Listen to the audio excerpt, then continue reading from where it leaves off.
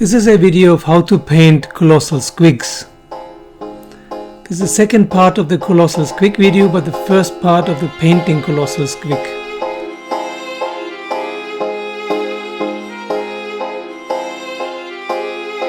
Hello, this is 60 Goblins and 1 Brush, and this is the second part of the Colossal Squig video. In this video we will paint it, and of course you can use this technique on all squigs. In general, we have three possibilities to paint. One, you start with a dark color and then build up lighter layers with dry brushing or accentuating. Second, you use a very light base coat like this and then use contrast colors. Since I decided to do this squig in light green, you could use Hex Wraith Flame. And third possibility, which I will use here, is to start with a light color and then build up layers of darker colors. So let's do that. First of all, we need to paint the base and the mouth in purple. For example, Cereus Purple, Phoenician Purple, or Burgundy like Baragnar Burgundy or Galvaudrag Red.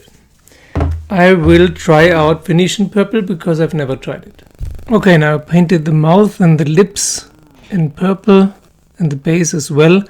It turns out that the base spray from Vallejo is not so good after all. I do not recommend it because anything mixed with water will not be covered well. It's like all the sprays you can buy at hardware shops or graffiti shops. Don't buy them. So far, the best sprays I found are from Games Workshop, from Citadel.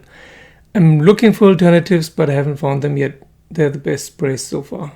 So, if you have a spray that repels water, use medium instead of water to thin down the color. That'll do it. Also, it was not super easy to paint the inside of the mouth, but with a thin brush it's possible. We clean up the teeth later. Okay, next step is we cover the base with Astrogranite Debris. Of course you can use grass, but I want to use Astrogranite Debris and later some mushrooms. So now I covered the base in Astrogranite Debris. If some purple is shining through from below, it doesn't matter. If you find it hard to push around the Astrogranite Debris because it's too dry, just mix in a little bit of Mechanicus Standard Grey.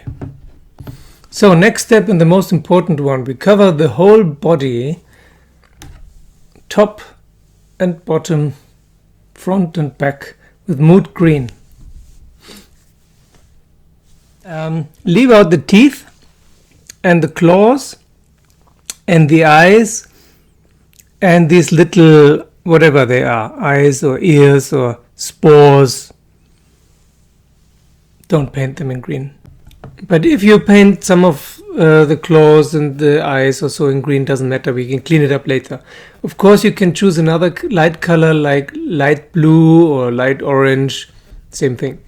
So this is it now, Moot Green, 2 layers. Actually I mixed in a little bit of yellow because I wanted it even lighter. So if you want it lighter, mix in a little bit of white or yellow. I wanted it very, very light green.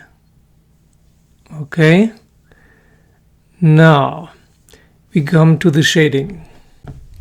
For the belly, for the shading, we will use Cassandora Yellow.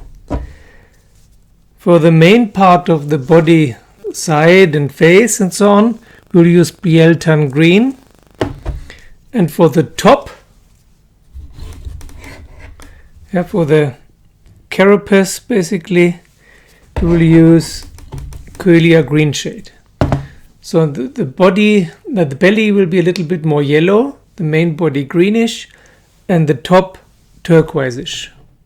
If you're too impatient for the color to dry, to wait for the color to dry, you can use a hairdryer, but be careful with the resin. Resin can melt if the hairdryer is too hot, so it's better to have a hairdryer that has a cold function. Make sure that the shades mingle. So that the colors, the shades flow into each other and build a smooth transition.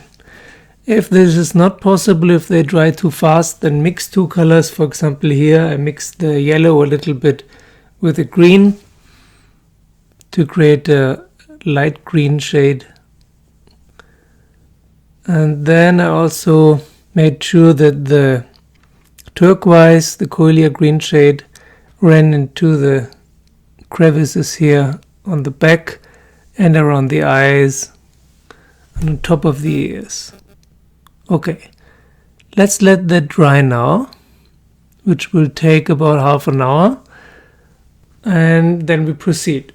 But we are already pretty far. Another thing we can do now is, while we wait for the drying, is to clean up the teeth and the claws and to paint the lips blue. So here I used Wraithbone to clean up the teeth and the claws. And you can use any blue or dark turquoise. I will use a mixture of Thousand Suns blue and Night Lord blue for the lips. So to make a transition between the purple and the green. While this is drying, I will, while it is still wet, I will increase the transition between the purple and the blue and between the green and the blue in painting green in from outside and purple from the inside. If you're too late in the colors, the blue was dry already, just mix the colors. Mix the light green with the blue for the outside and the purple with the blue for the inside. So I think this is a good time to stop for the first part of the video, because recently I have trouble uploading large files. So this is our first step, and soon we will do the rest, but this is the most work already. So thank you for watching, thank you for subscribing, and see you soon for the second part of the video.